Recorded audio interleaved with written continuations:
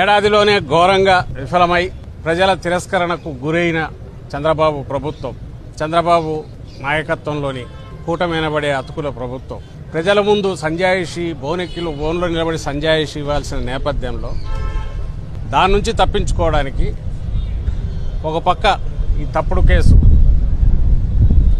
మిగిలినవి తప్పుడు కేసులన్నిటికీ పరాకాష్ఠగా liquor scam అనే పేరుతో తన స్కామ్ నుంచి తాను తప్పించుకోవడానికి, గతంలో తన స్కాముల మీద పెట్టిన కేసుల నుంచి తప్పించుకోవడానికి, ప్రజల దృష్టి మళ్లించడానికి ఎంత అడ్డగోలుగా ఈ కేసును నడుపుతుంది అనే విషయం అందరూ గమనిస్తూనే ఉన్నారు.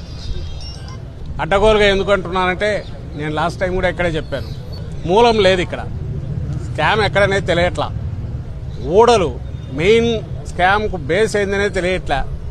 ఊడలు మహావృక్షాల మాదిరి, అంటే పిట్టకథలు పెద్ద కథల కింద తయారవుతుంది. అది ఓ రోజు ఒక పిట్టకథ, ఒకరోజు అది గల్ఫ్లో పుడుతుంది, ఒకరోజు ఆఫ్రికాలో పుడుతుంది, ఒకరోజు హైదరాబాద్ శివార్లలో పుడుతుంది,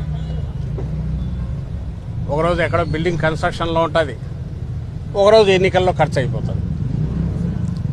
ఈ స్కామ్ నుంచి వచ్చినవన్నీ కూడా ఇన్ని రకాలుగా 3,500 అనేవి తెలిసి 3,500 కోట్లని తెలిసి ఒక 35-40 వేల కోట్లకు సంబంధించిన లెక్కలు చెప్తున్నారు. ఇంత చేసి ఎక్కడ స్కామ్ ఎక్కడంటే దానికి సమాధానం చెప్పలేదు, ఎందుకంటే లేదు కాబట్టి. దీని ద్వారా ఏం బెనిఫిట్ అవుతున్నారా అంటే, తమ వైఫల్యాలను నుంచి తప్పించుకోవడానికి, ప్రజలకు ఆన్సర్ ఇవ్వాల్సిన పరిస్థితి నుంచి తప్పించుకునే ప్రయత్నం చేస్తున్నారు.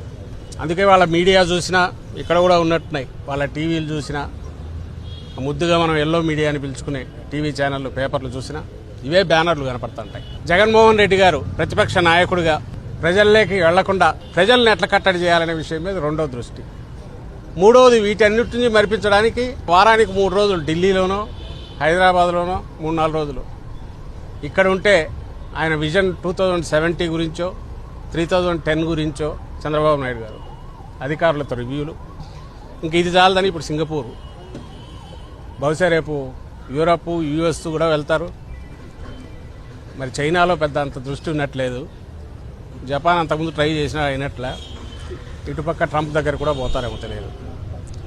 ఏతావేత ఇప్పుడు రాష్ట్రంలో ఏముందయ్యా అంటే, ఒక ఈసీఎం ఉన్నాడు, 2 డీసీఎంలు ఉన్నారు. ఈసీఎం అంటే ఎక్స్టర్నల్ సీఎం చంద్రబాబు నాయుడు గారు, 2 డీసీఎంలు, ఒకరు డిప్యూటీ సీఎం పవన్ కళ్యాణ్, ఇంకో డిఫాక్టో సీఎం లోకేష్.